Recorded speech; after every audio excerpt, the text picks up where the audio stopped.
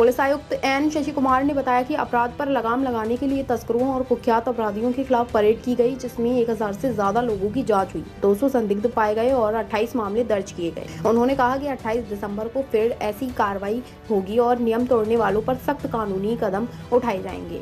Commissionerate ವ್ಯಾಪ್ತಿಯಲ್ಲಿ Christmas ಹಬ್ಬದ ಈಗ ಹೊಸ ವರ್ಷದ ಆಚರಣೆ ಡಿಸೆಂಬರ್ 31 ಮತ್ತು ನವೆಂಬರ್ 1ನೇ ಹಿನ್ನೆಲೆಯಲ್ಲಿ ಈಗಾಗಲೇ ನಾವು ಬಹಳಷ್ಟು ತಪಾಸಣೆ ರೈಲ್ವೆ ಸ್ಟೇಷನ್ ಇರ್ಬೋದು, ಬಸ್ ಸ್ಟ್ಯಾಂಡ್, ಏರ್ಪೋರ್ಟ್ ಸೇರಿದಂತೆ ಜನಸಂದಣಿ ಹೆಚ್ಚಿಗೆ ಇರುವಂಥ ಮಾಲ್ಸು, ಥಿಯೇಟರ್ಸು, ಕಮರ್ಷಿಯಲ್ ಎಸ್ಟಾಬ್ಲಿಷ್ಮೆಂಟ್ಸ್ ಎಲ್ಲ ಆ್ಯಂಟಿಸಪೋರ್ಟೆಡ್ ಚೆಕ್ ಇರ್ಬೋದು ಅಥವಾ ಬೇರೆ ಸಸ್ಪಿಷಿಯಸ್ ಇಂಡಿವಿಜುವಲ್ಸ್ ಯಾರಾದರೂ ಇದ್ದರೆ ಎಲ್ಲರ ತಪಾಸಣೆಯನ್ನು ಮಾಡಲಾಗಿದೆ. ಮುಖ್ಯವಾಗಿ ಇತ್ತೀಚಿನ ದಿನಗಳಲ್ಲಿ ರಾಜ್ಯಕ್ಕೆ ಇರ್ತಕ್ಕಂಥ ಬಹಳ ಗಂಭೀರ ಮತ್ತು ಘೋರ ಅಪಘಾತ ಅದರ ಹಿನ್ನೆಲೆಯಲ್ಲಿ ಯಾವುದೇ ಸಾಧ್ಯ ಆಕ್ಸಿಡೆಂಟ್ಸ್ ಆಗ್ತದೆ, ಎಷ್ಟು ಸಾಧ್ಯ ಆಗುತ್ತೆ ಅಷ್ಟು ಕಡೆ ನಾವು ಈಗಾಗಲೇ ತಪಾಸಣೆಯನ್ನು ಮಾಡುವಂಥ ಕೆಲಸ ಮಾಡ್ತಾರೆ.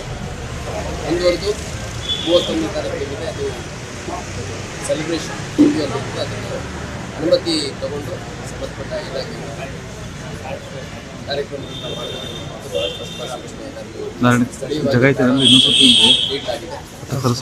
ಒಂದೇ 26ನೇ ತಾರೀಕು ಸುಮಾರು 1000ಕ್ಕೂ ಹೆಚ್ಚು ಜನ ಯಾರ್ಯಾರು ಡ್ರಗ್ ಕನ್ಸಂಪ್ಷನ್ ಮಾಡ್ತಾರೆ ಅನ್ನೋಂಥ ಸಾಧ್ಯತೆ ಇತ್ತು ಅಂಥವ್ರನ್ನ ತಪಾಸಣೆ ಮಾಡಲಾಗಿ ಸುಮಾರು 200ರಷ್ಟು ಜನ ಪಾಸಿಟಿವ್ ಬಂದ ಹಿನ್ನೆಲೆಯಲ್ಲಿ 35 ಕೇಸ್ಗಳನ್ನು ದಾಖಲು ಮಾಡಿಕೊಂಡಿದ್ದಾರೆ.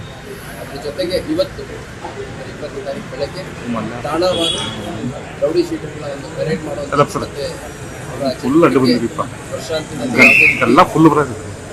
ಸಾರ್ವಜನಿಕರ ಶಾಂತಿ ನೆಮ್ಮದಿ ಹಾಳು ಮಾಡುವಂಥದ್ದು, ಅವರ ವೈಯಕ್ತಿಕ ದ್ವೇಷ ಸಾಧನೆಗೆ ಅವಕಾಶ ಆಗಬಾರ್ದು ಅನ್ನುವಂಥದ್ದು ಗಮನದಲ್ಲಿ ಇಟ್ಕೊಂಡು ಅವರಿಗೆ ತಾಕೀತು ಮಾಡುವಂಥದ್ದು, ಒಂದು ಗುಡ್ ಬಿಹೇವಿಯರ್ ಇಟ್ಕೋಬೇಕು ಅನ್ನೋಂಥ ಸೂಚನೆಯನ್ನು ಕೊಟ್ಟಿದ್ದೇನೆ.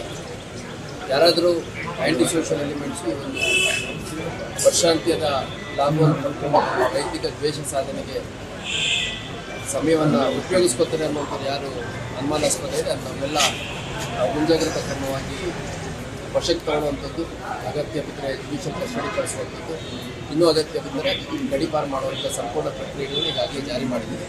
ಹಾಗಾಗಿ ಹೊಸ ವರ್ಷ 2026 ಹುಬ್ಬಳ್ಳಿ ಧಾರವಾಡ ಅವಳಿ ನಗರದಲ್ಲಿ ಅತ್ಯಂತ ಶಾಂತಿಯುತವಾಗಿ ಆಗಬೇಕು ಅನ್ನೋ ವಿಷಯದಲ್ಲಿ ಪೊಲೀಸ್ ಇಲಾಖೆಯಿಂದ ಏನೆಲ್ಲ ಮುಂಜಾಗ್ರತಾ ಕ್ರಮವನ್ನು ತಗೊಂಡಿದ್ದೀವಿ.